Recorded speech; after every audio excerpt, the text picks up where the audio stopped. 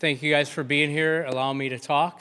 Like Donna said, we finished up the year really strong last year, and it's something that we've been building on ever since the last game.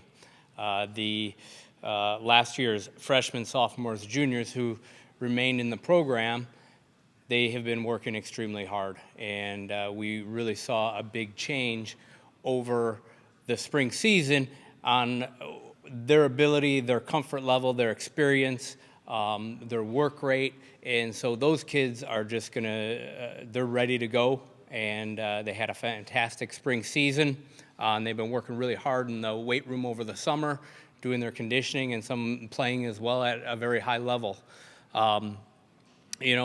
Today we started preseason at 10:30 a.m. We moved our freshmen into the dorms, and what we typically do is we have our whole team go over there, and that's where we first meet.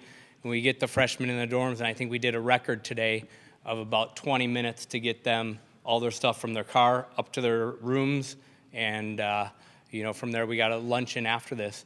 But there's a lot of excitement around it, but there's also a lot of nervous energy, and I think the nervous energy comes from the amount of talent that we have, and it's players that have been competing and seeing the other players in the program, but also seeing some freshmen come in. We have 4 freshmen, and they had opportunities to see them at camps over the summer or over the winter in the Chesapeake here, and so they know the talent level that's coming in, and they know how hard everybody's been working.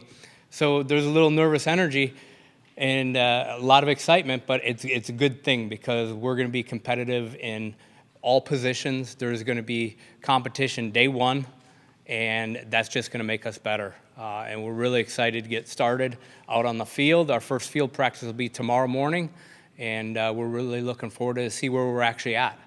Like I said, we brought in 4 freshmen. We've got 10 sophomores, so that's a ton of experience, and they're a very talented group. And then we've got 5 juniors who have a lot of leadership qualities that they're going to bring to the table now after going through 2 years. And then we've got 6 seniors who really led the charge last spring with the culture and just the work rate and the success we had last spring. They're going to lead the charge again this fall. And we have 2 exhibition games. Next Wednesday is our first one against Green Bay, and then that following Saturday, or the Saturday right after that, will be against Iowa State, both on the road. And then we open up at home on August 21st against Lewis, and then we have, that's at 7 p.m., and then at noon on that Sunday, August 23rd, we have University of North Dakota coming in to get our season kicked off here at home, which would be great for us. And throughout our non-conference schedule, we're challenging ourselves. We're going down to Baylor, play them, and I know it's going to be hot there, but it's a challenge that our team is ready for, and hopefully our non-conference prepares us for the MAC, and we would like to really see how far we can go this year. We had a good showing at the end of last year. We had a great beginning, tailed off a little bit, great end. Now we need to just take that all the way through, and that'll help us at the tournament time. But on that, if you guys got any questions, I'd be glad to answer them.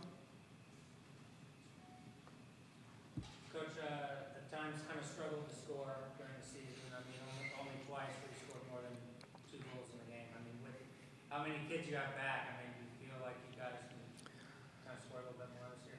Yeah, we have one freshman that was, she's actually a redshirt freshman this year, Delaney Leprino.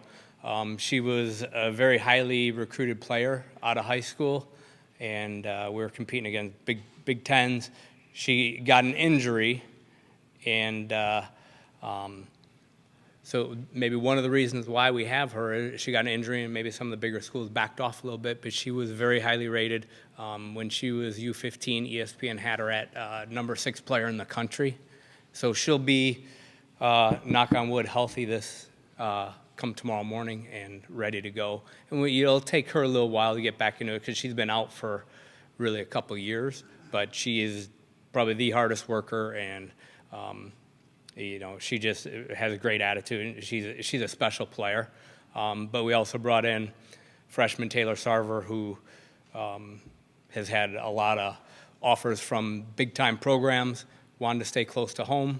Her dad actually helped build the soccer field here, so he's an operator, and he worked on that field, so it's kind of a neat little connection. She can score goals, and she can create for other people extremely fast.